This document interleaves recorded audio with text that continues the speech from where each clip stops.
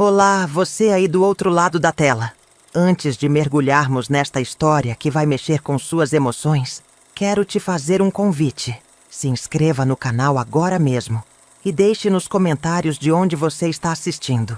Sua participação é fundamental para que histórias como a minha continuem sendo contadas. Agora prepare-se, porque o que vou contar não é fácil de ouvir, mas é importante que seja ouvido. Minha própria mãe escolheu meu marido.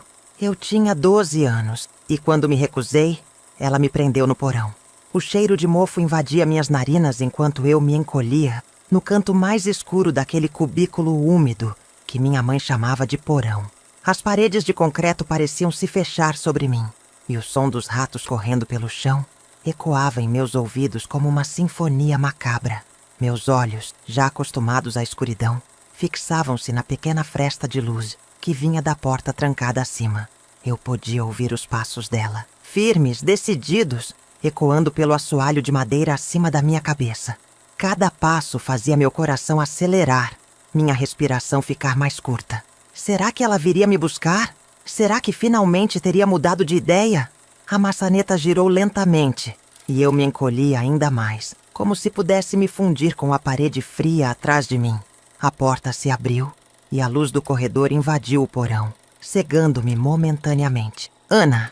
A voz dela era dura como aço. Já decidiu ser uma boa menina? Eu tremia, mas algo dentro de mim se recusava a ceder. Com uma voz rouca de tanto chorar, respondi: Mãe, por favor, eu não quero me casar. Eu sou só uma criança. O rosto dela se contorceu numa máscara de fúria. Maria, minha mãe, uma mulher que um dia eu pensei que me amava incondicionalmente, desceu os degraus rangentes do porão com passos pesados. Seu vestido florido, que antes me trazia conforto, agora parecia uma camuflagem para a crueldade que habitava seu coração. Você não é mais uma criança, Ana, ela gritou, sua voz reverberando nas paredes úmidas. Você tem idade suficiente para cumprir seu dever.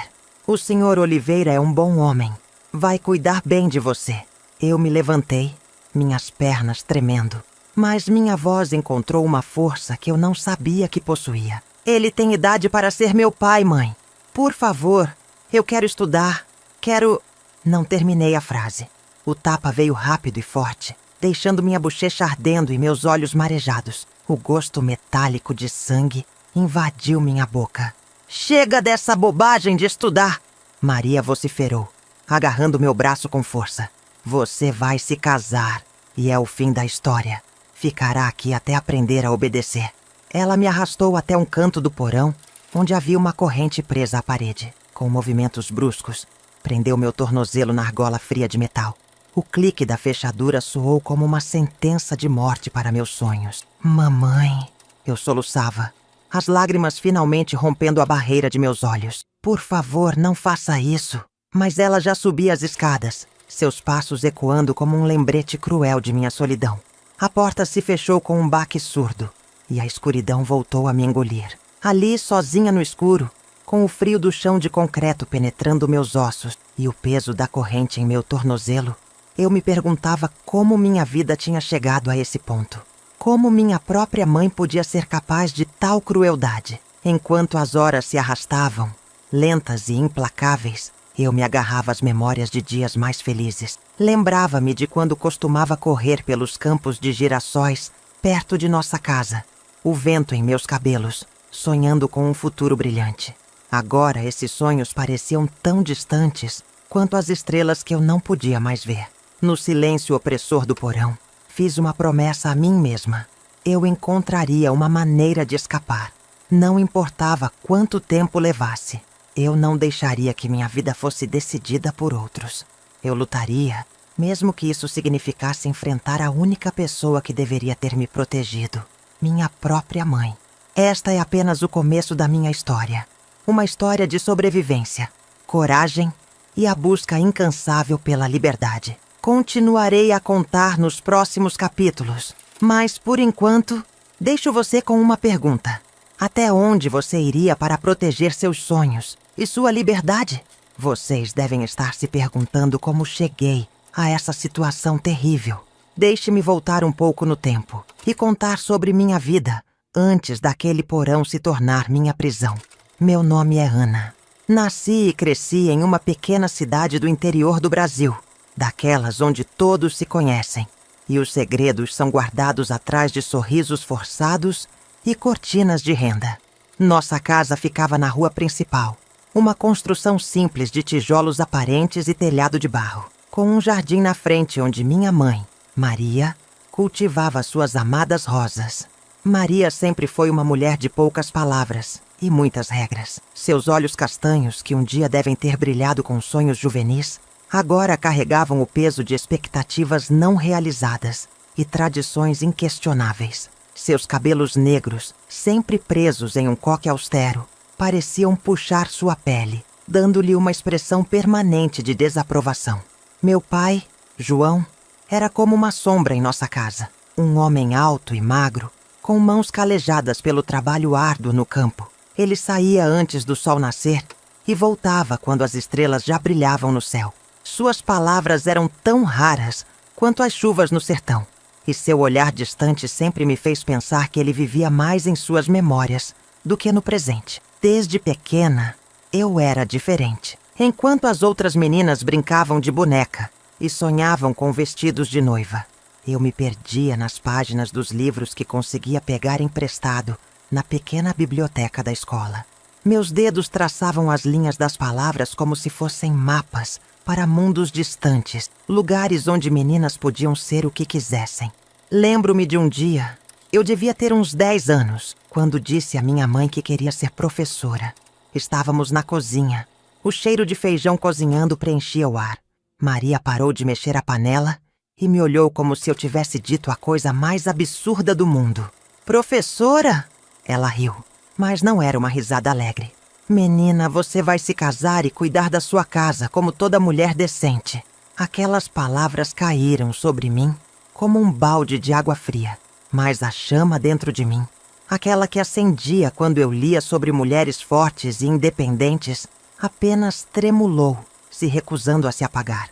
Foi nessa época que conheci tia Beatriz, irmã mais nova de minha mãe, e a única pessoa que parecia entender meus sonhos. Beatriz era professora na cidade vizinha, solteira e feliz, uma combinação que minha mãe considerava uma aberração. Em suas visitas raras, tia Beatriz trazia livros escondidos em sua bolsa, como contrabando de esperança. Ela me contava histórias de mulheres que mudaram o mundo, cientistas, escritoras, ativistas. Seus olhos brilhavam quando falava, e eu via nela o reflexo do que eu queria ser. Ana, ela me disse uma vez, segurando minhas mãos pequenas nas suas, nunca deixe ninguém dizer que você não pode ser o que quiser. O mundo está mudando, e você pode ser parte dessa mudança. Essas palavras se tornaram meu mantra secreto, repetido todas as noites antes de dormir, como uma oração para um futuro que eu mal podia imaginar, mas que desejava com toda a força do meu ser. No entanto, à medida que eu crescia, sentia as paredes de minha pequena cidade se fechando ao meu redor. Os olhares dos vizinhos se tornaram mais intensos, as fofocas mais frequentes. A filha dos Silva já está na idade de casar, ouvi uma vez, enquanto passava pela praça. Tinha acabado de fazer 12 anos. Foi nessa época que os pesadelos começaram. Sonhava que estava presa em um vestido de noiva que ficava cada vez mais apertado, sufocando-me lentamente. Acordava ofegante, as lágrimas molhando meu travesseiro. Minha mãe, por outro lado, parecia florescer com a ideia de meu casamento iminente. Ela começou a me ensinar a cozinhar pratos elaborados, a costurar, a manter uma casa em ordem. Cada lição era como um prego em meu caixão, selando o destino que ela havia escolhido para mim. Um dia você vai me agradecer, ela dizia, enquanto me mostrava como fazer o ponto cruz perfeito. Uma boa esposa é o alicerce de uma família forte. Eu assentia, engolindo as lágrimas e as palavras de protesto. Mas à noite, sozinha em meu quarto, abria os livros que tia Beatriz me dera e sonhava com uma vida diferente. Uma vida onde eu poderia escrever minha própria história, ao invés de ser um personagem secundário na história de outra pessoa. Mal sabia eu que em breve minha resistência silenciosa seria posta à prova de uma maneira que eu jamais poderia ter imaginado. O destino que minha mãe planejava para mim estava prestes a se revelar em toda a sua crueldade, e eu teria que encontrar uma força que não sabia que possuía para lutar contra ele. Enquanto me preparo para contar o próximo capítulo desta história, quero que você reflita. Quão longe uma pessoa pode ir para manter o controle sobre a vida de outra? E mais importante, quão forte pode ser a vontade de liberdade de uma jovem sonhadora? Lembro-me daquele dia como se fosse ontem. O sol de outubro entrava pelas frestas da cortina, formando padrões de luz no chão de madeira do meu quarto. Eu estava sentada na cama, folheando um livro de poesias que tia Beatriz havia me dado em segredo, quando ouvi vozes vindas da sala. A voz grave de um homem se misturava com o tom ansioso de minha mãe. Curiosa, fechei o livro e me aproximei da porta, pressionando o ouvido contra a madeira fria. Ela é jovem, mas já sabe cozinhar e cuidar de uma casa, ouvi minha mãe dizer. Seu tom de voz era uma mistura de orgulho e súplica que me fez estremecer. Bem, Maria, a voz masculina respondeu. Confio em seu julgamento. Se você diz que ela está pronta, então deve estar. Meu coração acelerou. Algo me dizia que estavam falando de mim, mas minha mente se recusava a aceitar o que meus instintos gritavam. De repente, a voz de minha mãe soou alta e clara. Ana, venha aqui, temos visita. Com as pernas trêmulas, abri a porta do quarto e caminhei pelo corredor estreito até a sala. Lá, sentado em nossa velha poltrona de floral desbotado, estava um homem que eu reconheci vagamente. Era o Sr. Oliveira, um viúvo da cidade vizinha. Devia ter uns 40 anos, mas para meus olhos de 12 anos, ele parecia muito mais velho. Seu cabelo grisalho nas têmporas e as rugas profundas ao redor dos olhos contrastavam dolorosamente com minha juventude. Ele me olhou de cima a baixo, seus olhos se demorando de uma forma que me fez querer me esconder. Ana, minha mãe disse, seu sorriso forçado esticando os lábios finos.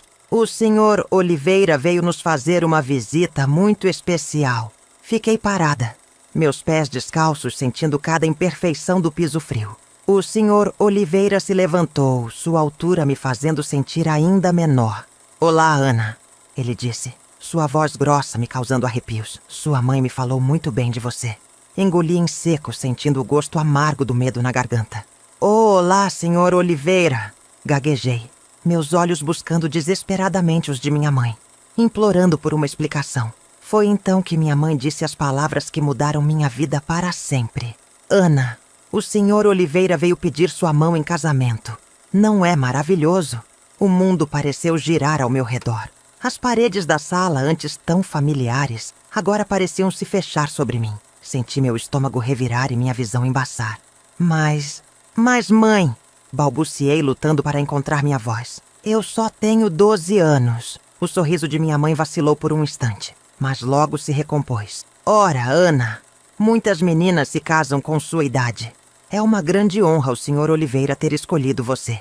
O Sr. Oliveira deu um passo em minha direção, sua mão estendida como se fosse tocar meu rosto. Recuei instintivamente, meu corpo todo tremendo. Não! Gritei surpresa com minha própria ousadia. Eu não quero me casar. Eu quero estudar. Quero ser professora como tia Beatriz. O silêncio que se seguiu foi ensurdecedor. Vi o rosto de minha mãe se contorcer em uma expressão de fúria que nunca tinha visto antes. O Sr. Oliveira parecia chocado, seus olhos se estreitando perigosamente. Ana! Minha mãe sibilou, agarrando meu braço com força. Peça desculpas ao senhor. Oliveira agora mesmo. Mas algo dentro de mim havia se quebrado. Anos de sonhos reprimidos, de desejos silenciados, explodiam em meu peito. Não! Gritei novamente, puxando meu braço. Não vou me desculpar e não vou me casar. Tudo aconteceu muito rápido depois disso. Lembro-me de correr para meu quarto, de ouvir os gritos de minha mãe e os passos pesados atrás de mim. A porta do meu santuário mal havia se fechado quando foi aberta com violência.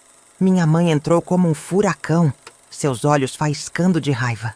Você vai se casar, quer queira ou não, ela gritou, agarrando meus braços com tanta força que deixou marcas. Eu chorava e implorava, mas era como se minhas palavras batessem em uma parede de pedra. Vi meu pai parado na porta, seus olhos baixos, as mãos tremendo levemente. Por um momento pensei que ele interviria, que me salvaria, mas ele apenas se virou e saiu, deixando-me sozinha com a fúria de minha mãe. Foi naquele momento que percebi. Eu estava completamente sozinha nesta luta. As horas que se seguiram são um borrão em minha memória. Lembro-me de ser arrastada escada abaixo, de gritar por ajuda até minha garganta ficar rouca. E então, a escuridão do porão me engoliu. Ali, no frio e na umidade, com o som dos ratos correndo pelas paredes, eu me encolhi em um canto, abraçando meus joelhos. As lágrimas corriam silenciosamente por meu rosto, enquanto eu me perguntava como minha própria mãe podia ser capaz de tal crueldade. Naquela noite, deitada no chão duro do porão, fiz uma promessa a mim mesma. Eu encontraria uma maneira de escapar. Não importava quanto tempo levasse. Eu não deixaria que decidissem meu futuro por mim. Mas como uma menina de 12 anos poderia lutar contra o mundo inteiro? Como eu poderia escapar não apenas daquele porão, mas das correntes invisíveis das expectativas e tradições que ameaçavam sufocar meus sonhos? A resposta para essas perguntas viria com o tempo, mas naquele momento, tudo o que eu podia fazer era esperar e rezar por um milagre. Os dias no porão se arrastavam como uma eternidade sombria. O tempo perdia o significado na escuridão quase constante, quebrada apenas pelos breves momentos em que minha mãe abria a porta para me trazer comida ou água.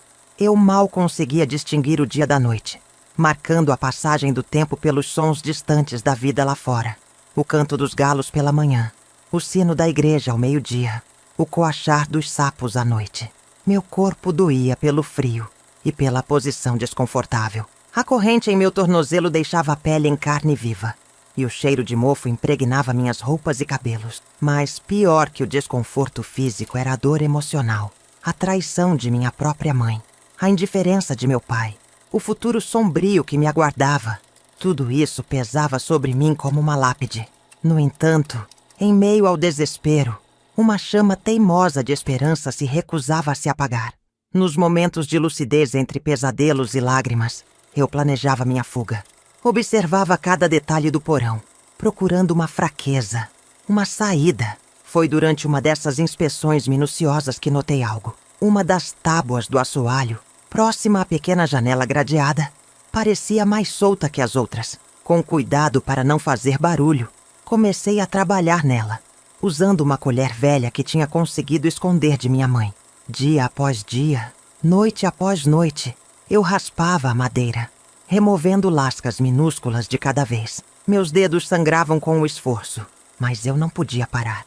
Aquela tábua solta era minha única esperança de liberdade. Enquanto trabalhava, me agarrava às memórias dos momentos felizes para manter minha sanidade. Lembrava-me das tardes passadas com tia Beatriz, de suas histórias sobre mulheres fortes que mudaram o mundo.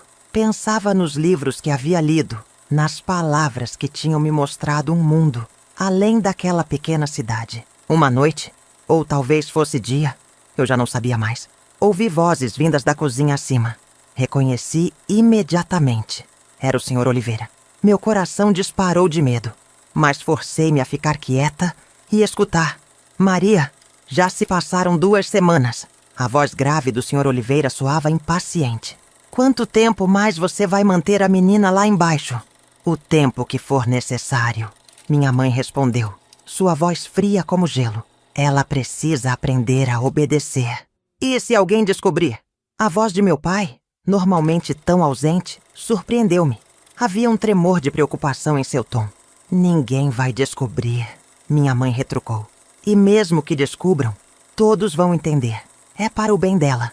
Fechei os olhos com força, sentindo as lágrimas escorrerem pelo meu rosto sujo. Como minha própria mãe podia acreditar que isso era para o meu bem? Como podia ser tão cega? Mas suas palavras também acenderam algo em mim. A menção de 2 semanas me deu uma noção do tempo que havia passado. E a preocupação em suas vozes me fez perceber que eu tinha uma vantagem. Eles estavam com medo. Medo de serem descobertos. Medo das consequências. Com renovada determinação, voltei ao meu trabalho na tábua solta. Meus dedos, embora doloridos e sangrando, moviam-se com mais urgência. Eu sabia que precisava agir logo, antes que decidissem meu destino definitivamente. Finalmente, após o que pareceram horas de esforço silencioso, a tábua cedeu. O buraco era pequeno, mal grande o suficiente para eu passar meu braço, mas era uma abertura, uma chance. Com cuidado, estendi meu braço pela abertura, tateando o exterior. Meus dedos tocaram terra úmida e algumas raízes. Estávamos no início da primavera, e a chuva havia amolecido o solo. Isso poderia ser minha salvação. Comecei a cavar, usando meus dedos já machucados como ferramentas improvisadas. A terra cedia lentamente, mas cada punhado removido era uma vitória. Eu trabalhava incansavelmente, parando apenas quando ouvia passos acima, temendo ser descoberta. As horas se passaram e o buraco foi crescendo. Meu coração batia cada vez mais rápido, à medida que a possibilidade de fuga se tornava real. Quando finalmente consegui passar minha cabeça e ombros pela abertura, senti o ar fresco da noite tocar meu rosto pela primeira vez em semanas. Lágrimas de alívio e medo misturado escorriam pelo meu rosto, enquanto eu me contorcia para passar pelo buraco. A corrente em meu tornozelo era um desafio, mas com um último esforço doloroso, consegui me libertar. Ali estava eu, deitada na grama úmida do quintal dos fundos, olhando para as estrelas que há tanto tempo não via. O ar nunca me pareceu tão doce, a liberdade nunca tão preciosa. Mas eu sabia que não podia ficar ali. Com pernas trêmulas, forcei-me a levantar. Para onde ir? A resposta veio imediatamente. Tia Beatriz. Ela era minha única esperança. Com um último olhar para a casa que um dia chamei de lar, comecei a correr. Corri como nunca havia corrido antes, meus pés descalços batendo contra a estrada de terra, meu coração pulsando com medo e esperança. A noite era minha aliada, escondendo-me nas sombras, enquanto eu fugia em direção a um futuro incerto. Mas pela primeira vez em semanas, senti algo além do medo. Senti a possibilidade de um recomeço. Mas minha jornada estava longe de terminar. O que me aguardava na casa de tia Beatriz? Como eu enfrentaria as consequências de minha fuga? E mais importante, como eu construiria uma vida própria, longe das garras sufocantes das expectativas alheias? Essas perguntas ecoavam em minha mente enquanto eu corria pela noite, em direção a um destino que eu mal podia imaginar, mas pelo qual estava disposta a lutar com todas as minhas forças. A noite parecia interminável enquanto eu corria pela estrada de terra. Meus pés descalços machucados pelas pedras e galhos. O medo de ser capturada me impulsionava, mas o cansaço e a fome começavam a cobrar seu preço. Meus pulmões queimavam e cada músculo do meu corpo implorava por descanso. Finalmente, após o que pareceram horas, avistei as luzes da cidade vizinha onde tia Beatriz morava. O alívio que senti foi momentâneo, pois logo me dei conta de que não sabia exatamente onde ela morava. A cidade, embora pequena, parecia um labirinto assustador para uma menina de 12 anos exausta e aterrorizada. Com o coração na garganta, comecei a vagar pelas ruas silenciosas, tentando me lembrar de alguma pista que tia Beatriz pudesse ter mencionado sobre sua casa. Foi então que ouvi o som de passos se aproximando. Entrei em pânico, imaginando que minha mãe ou o Sr. Oliveira tivessem me encontrado. Escondi-me atrás de um carro estacionado, tremendo de medo. Os passos se aproximaram e então pararam. Ouvi uma voz gentil. Olá? Tem alguém aí? Meu coração quase parou quando reconheci a voz. Era tia Beatriz. Saí de trás do carro, lágrimas de alívio escorrendo pelo meu rosto sujo. Tia Beatriz! Gritei correndo em sua direção. O choque em seu rosto quando me viu foi rapidamente substituído por preocupação e amor. Ela me abraçou forte, não se importando com minha aparência suja e maltrapilha. Ana! Meu Deus! O que aconteceu com você? Ela perguntou, segurando meu rosto entre suas mãos. Entre soluços, contei-lhe tudo. O casamento arranjado, o porão, minha fuga desesperada. Tia Beatriz ouviu tudo em silêncio, seus olhos se enchendo de lágrimas e indignação. Vamos para minha casa, ela disse finalmente, pegando minha mão. Você está segura agora. O apartamento de tia Beatriz era pequeno, mas acolhedor. Livros empilhavam-se em cada canto e o cheiro de café preenchia o ar.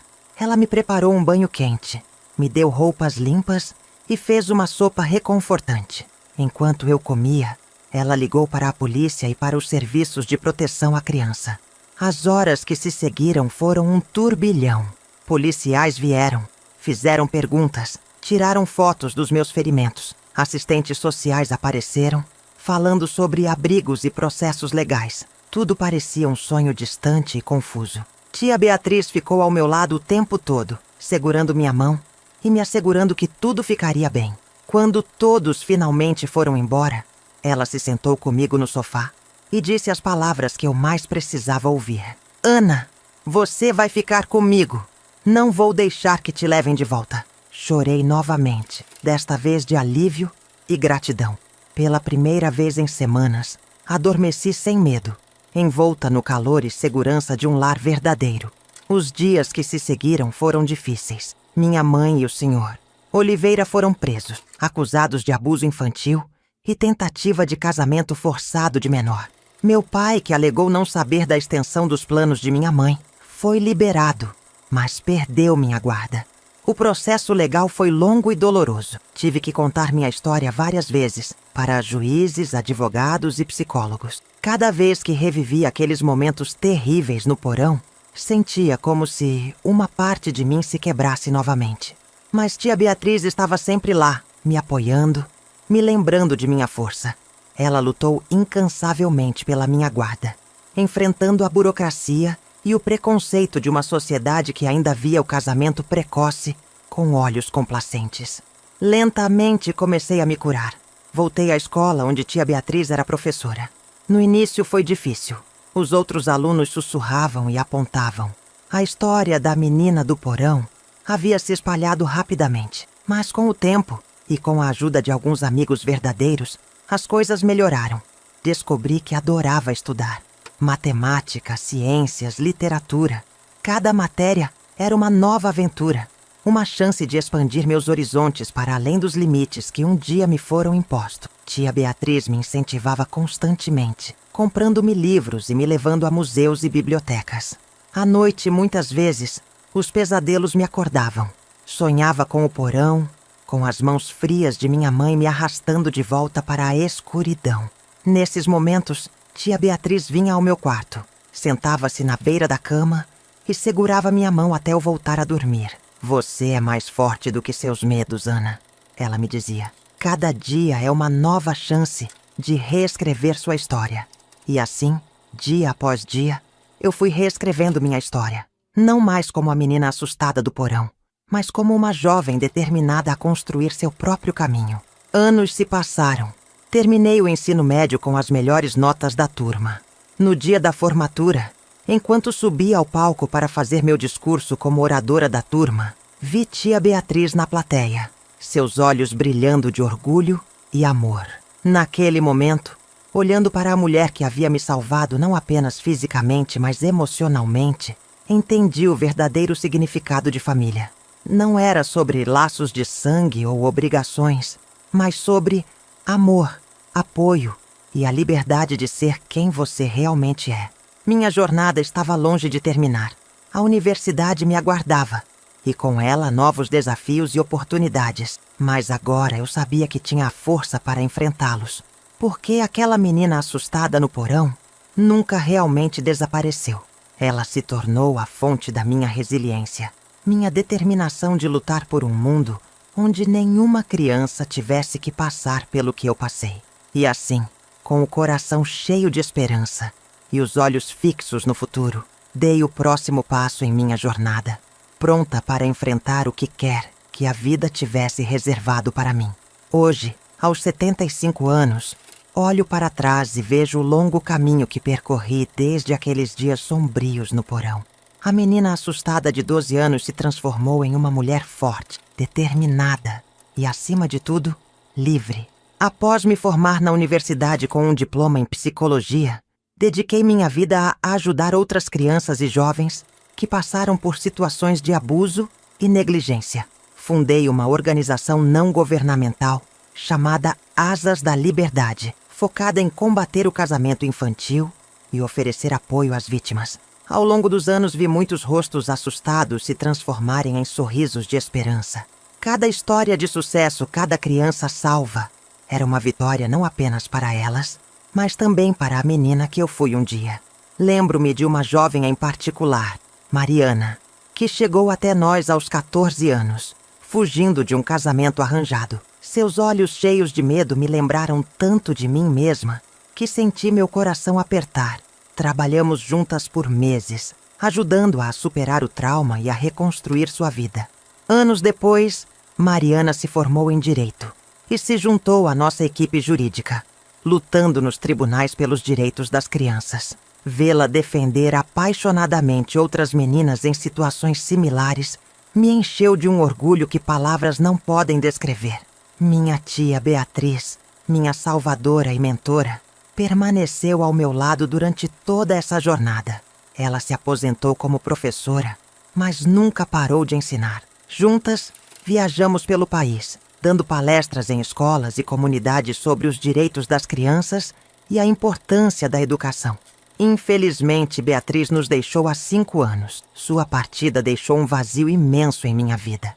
Mas seu legado vive em cada vida que tocamos, em cada criança que ajudamos a salvar. Quanto aos meus pais, a história é mais complicada. Minha mãe cumpriu sua sentença na prisão, mas nunca admitiu que estava errada. As poucas vezes que tentei estabelecer contato foram dolorosas e infrutíferas. Aprendi a aceitar que algumas feridas são profundas demais para cicatrizar completamente. Meu pai, por outro lado, passou por uma transformação notável. Após o julgamento, ele buscou ajuda psicológica e começou a questionar as tradições e crenças que o haviam levado a ser um espectador silencioso do meu sofrimento. Nosso relacionamento, embora inicialmente tenso, se reconstruiu lentamente ao longo dos anos. Hoje ele é um avô amoroso para meus filhos e um aliado fervoroso na luta contra o casamento infantil em nossa comunidade. Casei-me aos 30 anos com um homem maravilhoso que conheci na faculdade. Pedro, meu marido, sempre me apoiou em minhas batalhas e se tornou um pilar fundamental na Asas da Liberdade. Temos 2 filhos, Beatriz e João, nomeados em homenagem à minha tia e ao meu pai redimido. Criá-los com amor, respeito e a liberdade para fazerem suas próprias escolhas tem sido a maior alegria e o maior desafio de minha vida. Olhando para o futuro, vejo que ainda há muito trabalho a ser feito. O casamento infantil e outras formas de abuso continuam a assombrar muitas comunidades ao redor do mundo. Mas também vejo esperança. Vejo-a nos olhos das meninas que salvamos, nos jovens ativistas que se juntam à nossa causa, nas leis que estão mudando lentamente, mas seguramente. Minha história, que começou em um porão escuro há mais de 6 décadas, continua a ser escrita todos os dias. Não apenas por mim, mas por cada pessoa que decidiu se levantar contra a injustiça, por cada criança que ousa sonhar com um futuro melhor. Se há uma lição que aprendi em toda essa jornada, é que nossa força interior é mais poderosa do que qualquer circunstância externa, que cada um de nós tem o poder de reescrever nossa história, de transformar nossa dor em propósito. Para você que está lendo ou ouvindo minha história agora, quero deixar uma mensagem. Nunca subestime o poder de sua voz. Nunca deixe que alguém lhe diga que seus sonhos são impossíveis. E, acima de tudo, nunca perca a esperança. Porque é a esperança que nos permite sobreviver aos dias mais escuros e emergir mais fortes do outro lado. Minha história é um testamento de que é possível superar até mesmo as circunstâncias mais terríveis e construir uma vida de significado e propósito. É uma prova de que o amor, a coragem e a determinação podem triunfar sobre o medo e a opressão. E agora, ao compartilhar minha jornada com você, espero ter acendido uma chama de esperança em seu coração. Que esta história sirva como um lembrete de que, não importa quão escura seja a noite, o amanhecer sempre virá. Antes de concluir, gostaria de fazer um pedido especial a você que acompanhou minha história até aqui. Se ela tocou seu coração, se inspirou você de alguma forma, por favor, compartilhe-a. Inscreva-se neste canal, deixe seu like e comente suas reflexões. Sua participação pode ajudar a espalhar essa mensagem de esperança e mudança para mais pessoas que possam precisar ouvi-la. Juntos podemos criar um mundo onde nenhuma criança tenha que enfrentar o que eu enfrentei. Um mundo onde cada pessoa, independentemente de sua idade ou gênero, possa escrever sua própria história de liberdade e realização. Obrigada por ouvir minha história. Que ela seja um lembrete de que, mesmo nas horas mais sombrias, sempre há uma luz no fim do túnel. E que essa luz, muitas vezes, está dentro de nós mesmos, esperando para brilhar.